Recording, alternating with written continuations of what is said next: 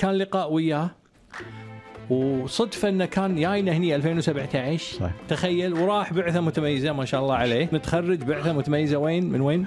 جامعة بورتلاند ستيت.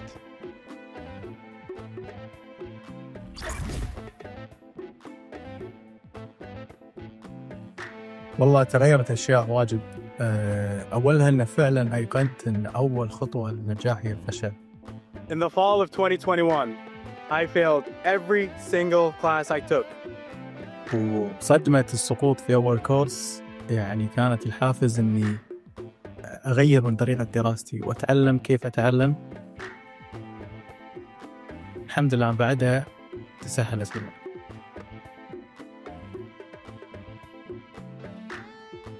اي والله استمريت، لكن ما كان يعني الاستمرار بسبب شغف، لكن كان يعني إيمانا مني لأنه مو قاعد أمثل نفسي بس، قاعد أمثل بلدي وأهلي وديني. الأكثر من سبب، السبب الأول إنه صار لي يعني تخرجت من ثانوية 2020 كورونا أونلاين، وأول سنة بالجامعة أول ما رحت أمريكا هم كورونا، فكان أول كورس طولي من سنتين يمكن عداوم. فهم نفس السبب اللي قبل شوي إن أنا كنت أمثل بلدي وديني وأسرتي، فما كانت حلوة يعني، كنت خايف، كان في ضغط اجتماعي إنه ما ودي أرجع من أول كورس.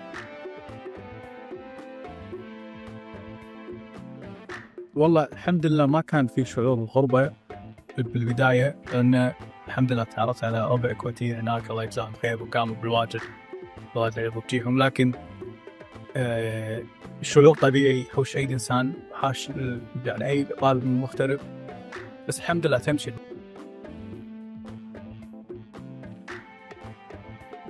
ما لقيتني بتخرج الأول، أصلا ما لقيتني بتخرج خلاني الأول، لكن الحمد لله كان شعور يعني شعور جميل يعني لذة النجاح الحمد لله، يعني شيء مشرف البلدي وأهلي، يعني الحمد لله أن رفعت راسي.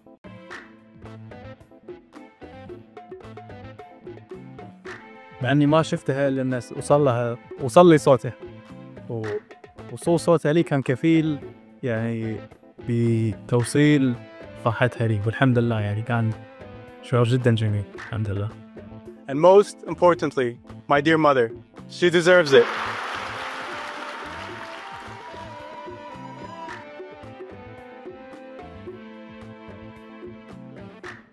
ما كانت لا انتصار ولا تصالح، كانت لحظة فرح، والحمد لله أن البذرة اللي زرعتها قبل 4 سنوات كان هذه اللحظة كانت حصاد لهذه البذرة. كان يعني لحظة استشعار لعظمة الشيء اللي أنا واقف قدامه، أنا واقف أمام آلاف من الطلبة وبعد ألقي الكلمة ولابس علم الكويت وبديت بسم الله. But still, here we are, graduating. فكانت لحظة استشعار لعظمة هذا الإنجاز اللي صار يعني.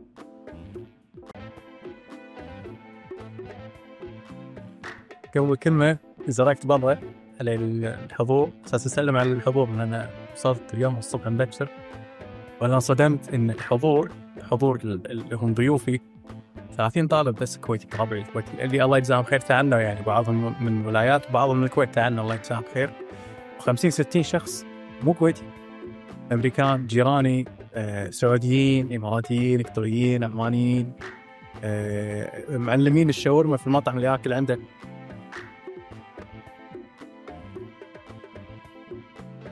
إن أقل شيء راح تستفيده من تجربة الغربة هي الدراسة، يعني الاستزادة العلمية في الغربة هي أقل شيء أنا استفدت يعني تعلمت هوايات،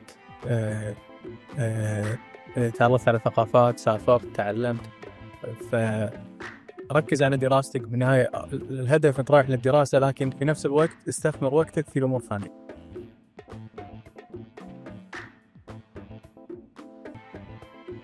إني طالب عادي ترى، حالي من حال ربعي وحال ما أبدا يعني، لكن الحمد لله أن الله موفقني في الدراسة. موضوع بسيط، موضوع أولويات، وأسافر وأروح وأرد، وعندي هوايات وعندي لكن بالنهاية أنا في حالي واحد ثاني، بس الحمد لله إنه يعني تيسرت من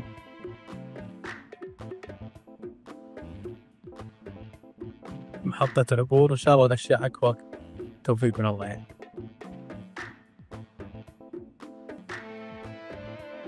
كانوا الناس يعني يجتهدون ما أعرف يجتهدون ويعني في مصالحي. فيمكن الشيء اللي الدرس اللي استفدته منه مثل ما ساعدوني الناس إني أساعد مثل ما أقدر.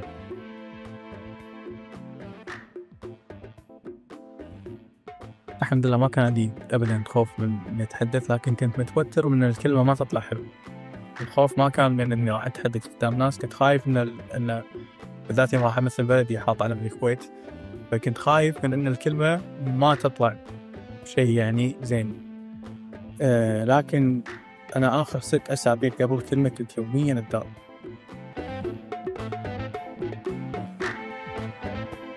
إذا كنت طالب أو كنت ترى الأمور يعني بس تبدأ السبب وش إن شاء الله ساعة.